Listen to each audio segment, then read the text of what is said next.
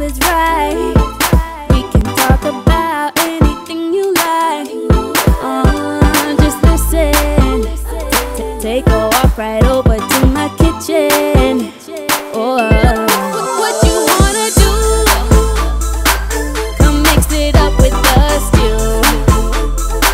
So tell me what you wanna do. Come mix it up with the stew.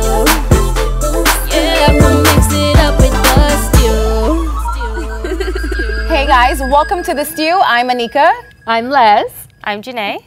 In the wake of racial tensions and countless killings of African Americans by police in the United States, President Barack Obama has opened a U.S. Black History Museum, the National Museum of African American History and Culture. On the inside, the story of slavery is told through the eyes of African Americans, and museum visitors will have the opportunity to read about the lives of millions of enslaved people and to see artifacts from this time. Ruth Balmer, the 99-year-old daughter of a man born a Mississippi slave, rang a bell to open the museum alongside President Obama. I have to say this morning that I am so thrilled by this news. I was so excited to watch the highlights on TV because this means so much for American history, for history all around the world. And I hope to visit it one day. Ladies, have you seen the news? Yes, of course. It was all over. You couldn't avoid it. It was such a touching moment. Lots of celebrities in the audience, as well as Vice President Joe Biden. But what was so heartwarming, the very bell that you just mentioned, was the Bonner family, of course, as you mentioned, and several members of that entire family came from the First Baptist Church in Williamsburg, Virginia. And it was started by free and enslaved Black Americans who met in secret. The church, that is, was started by those. And the bell itself dates back to the 1800s, if you can believe it. So they've had it all this time. It was recently restored and rang again this year for the very, very first time since segregation. Wow, what a powerful moment. Yes. I'm happy that we have it now too. I think especially in light of what's been happening in the United States in particular when it comes to violence or the senseless killings of African Americans in particular.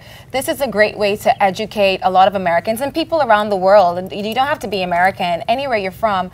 This is a great way to educate people on how far Blacks have come, to educate people on slavery and the struggles that Black people have had to go through. So hopefully this helps to sensitize people a lot more and to become more educated. And what's so much more amazing, they have actually been working on this since 2003. Wow. I read. So this has been in the works. Have you seen the building itself? It's a work of art. It's huge. It is. And for African Americans, I mean, this is our history. This is where we've come from, and this is what we've rised out of.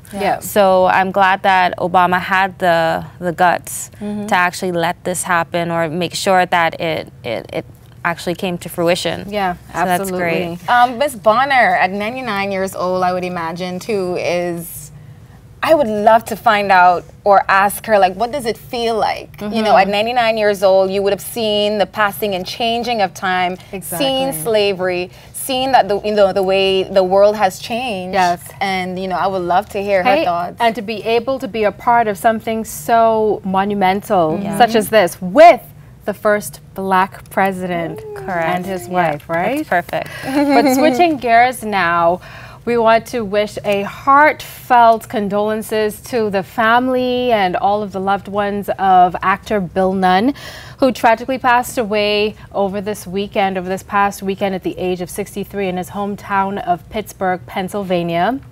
I remember him as Radio Raheem from Do the Right Thing.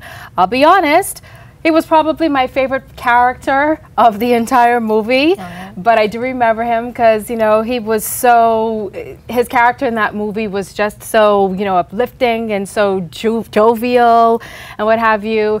And of course, I also remember him. He had smaller roles in movies like Money Train. He was also in Sister Act. He was the lieutenant that encouraged Whoopi Goldberg's character to go into witness protection, as you will. So yeah, he's had a very how should I put it, a very storied career. A full life. A very full, and, you know, portrayed many, many characters over the years, especially in a lot of Spike Lee films. So our heartfelt condolences. Condolences indeed. Him and his family. But I'd like to talk about the Trump in the room.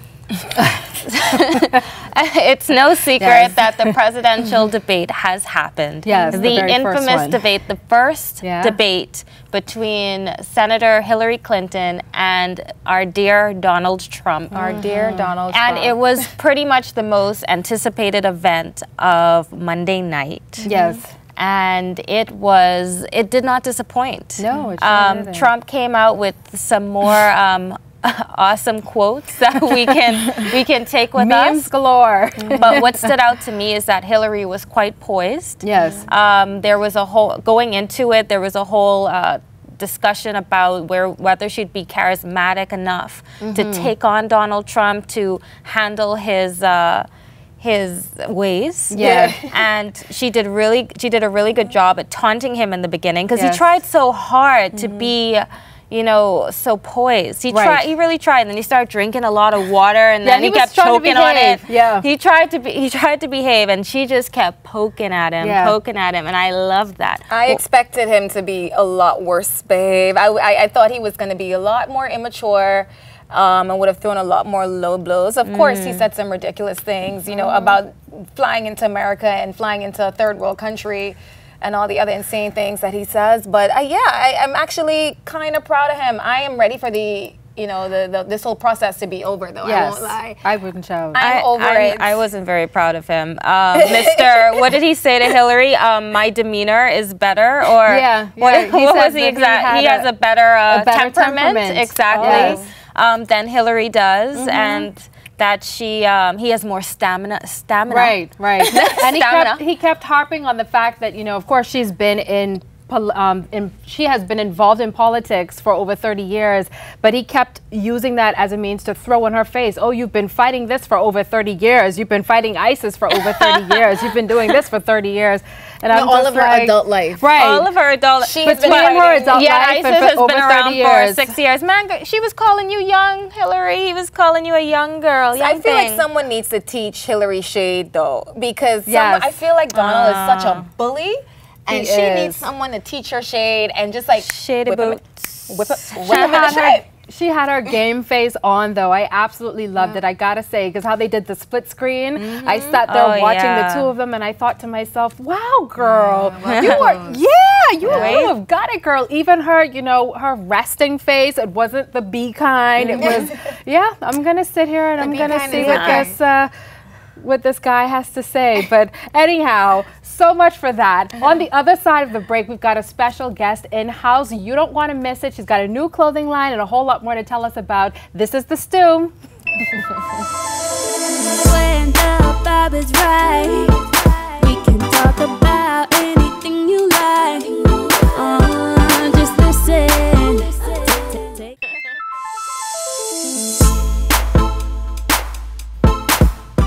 Welcome back to The Stew. Thank you for joining us. It's Wednesday, so you know what that means. It is a Woman Crush Wednesday. Today we have our very first woman crush, and that is Miss Simone Gibson, owner of Pure Purpose Network and Conviction Boutique. Simone is a beautiful young lady who has been doing incredible things in ministry and amongst our youth in our community. We have her here today, and we cannot wait to chat it up with her. Miss Simone Gibson, can you come on out? Yes, honey. Good morning. Good morning, everyone. Oh, goodness. Could you be any more fabulous? Thank you. I'm trying to be like you ladies. Thank you so much for having me. Thank you for joining us. So Simone, we hear that you are so involved in providing women with an avenue to really just, you know, feel great about themselves. And so we want to know about your ministry. What is that about? It's not your typical ministry, right? No. So tell us, how did that come about, and what does it mean for you personally?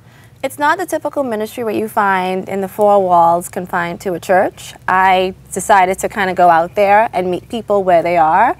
I think sometimes we get a little bit sidetracked on church and religion, and everyone's just not like that. And you have the average person that probably won't come to church. And so I decided to just go out and meet and connect with women. I'm a woman, so I understand the issues that we have. And what I found with connecting with so many other women was we had so much in common. When I put my pride aside and I opened myself and I was transparent and honest about the things that I was going through, I found that so many other women were going through the exact same thing, and I got to the place where I was able to help them. I put aside the cattiness, the drama, the, oh, she thinks she's better than me, oh, she thinks she looks better than me, and just decided to be a sister, you know, because I think that's sometimes what we need. And I found that I needed that so much a couple of years ago when I started this ministry. I went through a terrible breakup. And you know how it is, when you break up with a guy, you're all depressed, you don't want to talk to anyone, but who's there to help you outside of God? Like your sisters, you know? Right. My girlfriends were able to help me and push me through that. And that's how I started my ministry, My Girl Talk, and I connect with women every month.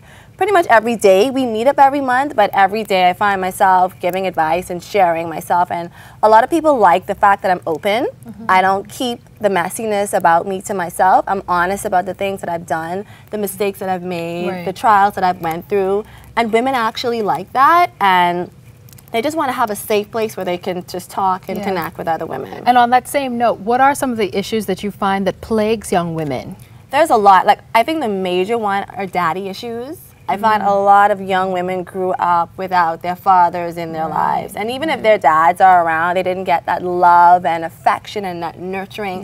Because the man, your father is the first man that you actually fall in love with, you know? And so when you don't have that, there's this void. And I had that same void. And so I tried to fill the void by relationships and trying to be with this boyfriend and trying to make this work and not understanding the issues that I had within myself.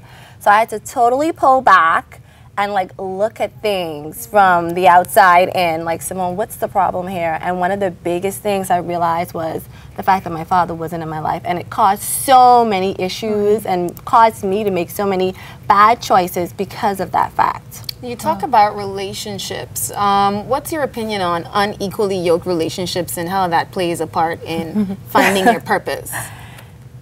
My view on it is kind of different. I know people typically say, like, if you're a Christian and you shouldn't date someone that isn't a Christian, which I totally agree with, but I think it's so much broader than that. Like, I think you have to look at it holistically, like spiritually, you know, the person's interests. Are they pursuing purpose? Do your purpose align with one another? Are you guys interested in doing the same things?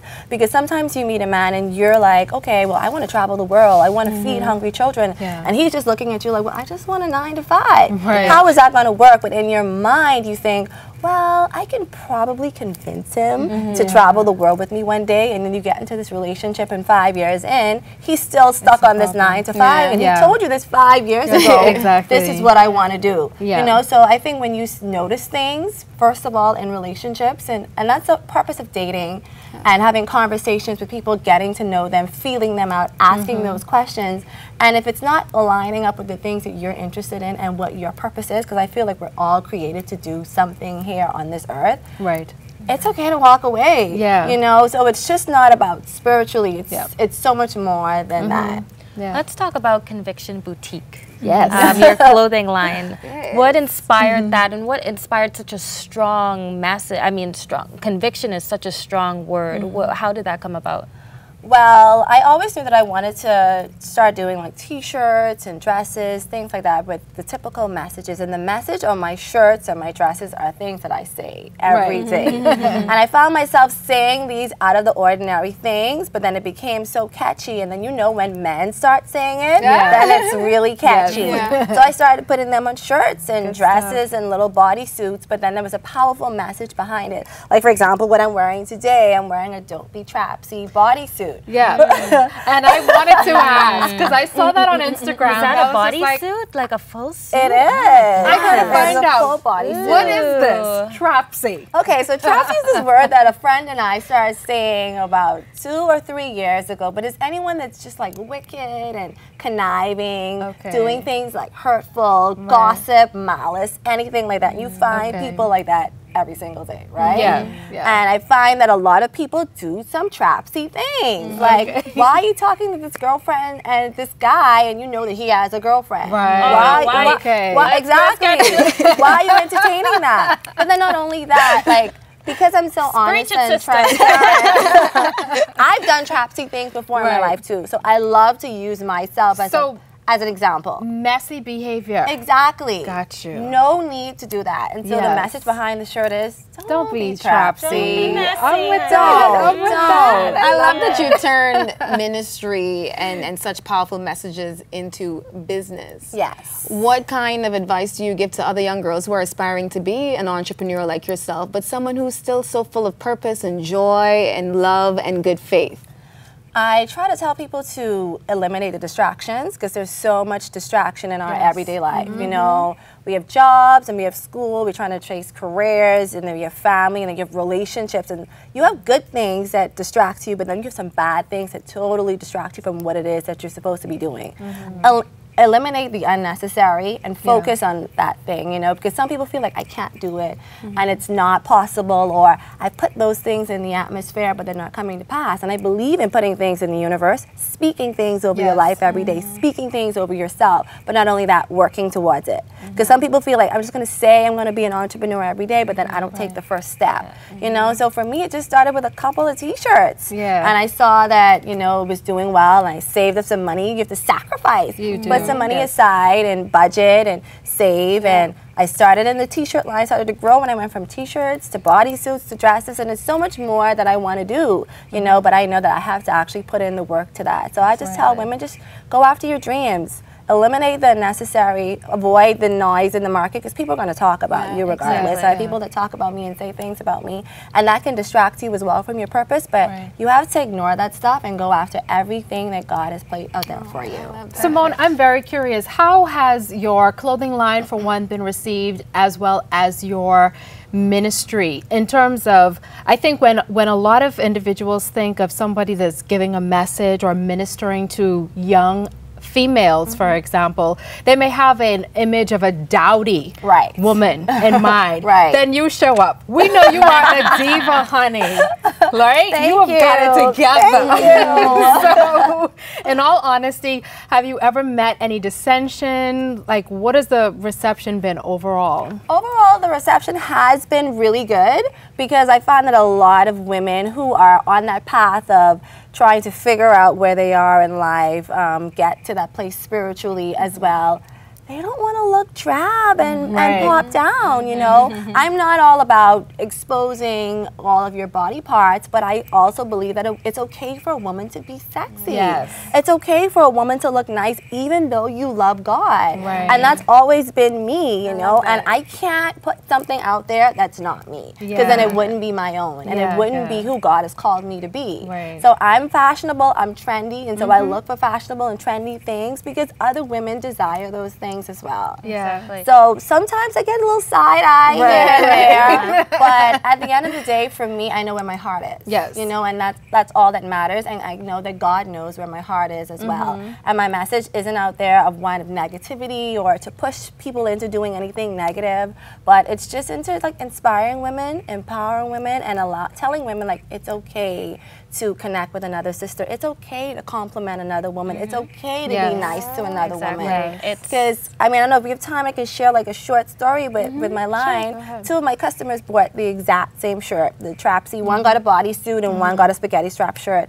And they ended up going to the exact same event together. They wore the same shirt and they ended up wearing the same color pants. And so typically what you see in movies where women get upset because you wear the same outfit, they probably try to throw your drink on you, but these women connected. They end up having a conversation, and one of the girls said, I probably wouldn't have talked to her outside of that. And so I understand what you're trying to do in ministry. I understand the importance of connecting with another woman, and she was actually a really nice girl. And outside of that, I probably would not have known that. And so that's all it is. That's so awesome, Simone. Tell us, how can we find you on social media, online? How can somebody who really wants to connect with you and your ministry, how can they find you? Well, I'm on Instagram. My personal Instagram page is Simone Gibson. You can also find the Conviction Boutique on Instagram. Same thing on Facebook, and then Gmail, convictionboutique@gmail.com. I'm always open, always make time to talk to people and help people throughout my day. Before we wrap, and just to piggyback on the social media discussion, one of the things I always see in your social media posts is about women being the queens that they were born to be. But we also know a lot of women have a hard time figuring out or finding the queen within herself. What kind of advice would you give to that young woman who is trying to find that queen and she's having a hard time or she doesn't know how to get there? Just embrace who you are and embrace where you are right now. And it all revolves back to the same message that I said before, eliminating the unnecessary, eliminating the distractions, because sometimes you find there are some negative people in your life that drain you, and then you don't get to the place of seeing who you are and spending time with God. Like, God is the one who's going to show you your true value and worth, you know? He's the one that created you. He knows how amazing and how awesome you are. So just carving out time throughout your day, and however you do it, like, I'm totally different, you're different, so the way that you spend time and connect with God is going to be totally different for me. And that's what's different about my ministry too. I embrace the differences in people. I'm not going to tell you this is how it should be, this is how you should do it, because that's the way that I'm doing it. The way that you connect with God and you find God will always be totally different, and you just step into that.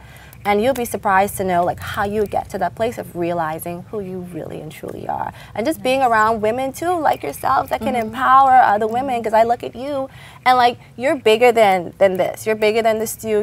You're bigger than what you're here doing every day. Like, your message and your purpose is so much more, because now you have women that look up to you. Like, how can I do this? How can I be like this? And so, you know, just spending time with women that can empower you to be that queen that you are. Goodness, Simone, you about to make me cry. I know, I'm over here like, get it together, girls. My eyes are well enough in the corners here. I was cry baby too. Well, we're going to thank you so much, Simone, for being here, for joining us on the stew. You really inspired us, and I'm sure you've inspired our audience today on Woman Crush Wednesday. You are surely a woman to crush on. I think that's what it means. But after the break, Anika will be here giving us a style minute, so we don't have to look so trapsy. Is that what you said? Right? Anyway, we'll be right back. I'll figure that one out later.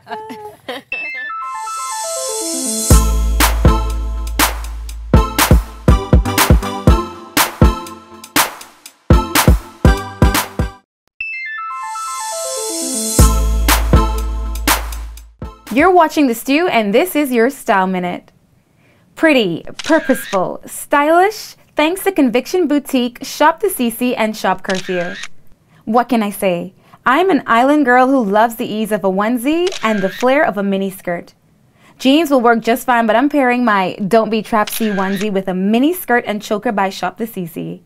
This look works perfect for ladies' night. Looking for a way to take your onesie from girls' night to date night? I paired mine with a pair of classic trousers by Shop Curfew. Style and purpose. I like that. Say cheese. Stay tuned for more of The Stew.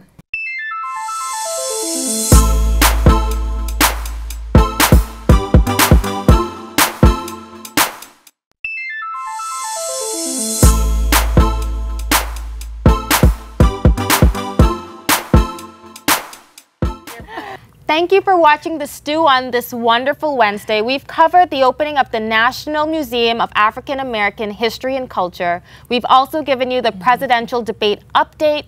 We've spoken about rest in peace, Mr. Bill Nunn. Yeah. I didn't want to get that wrong. And we had our Woman Crush Wednesday here. Simone Gibson, she just blew us away and gave us so much inspiration, so much to go by on this wonderful Wednesday, made us cry. So we want to thank her for coming in and speaking with us. And guys, that's it. Yeah. You had a good day? I did. So far? It was awesome. It's hump day. I mean, you know, that's always great. Exactly. A day closer to Friday. So join us next time. Join us on Friday on The Stew at 1 p.m. and 8 p.m. It's been great, and we'll see you then.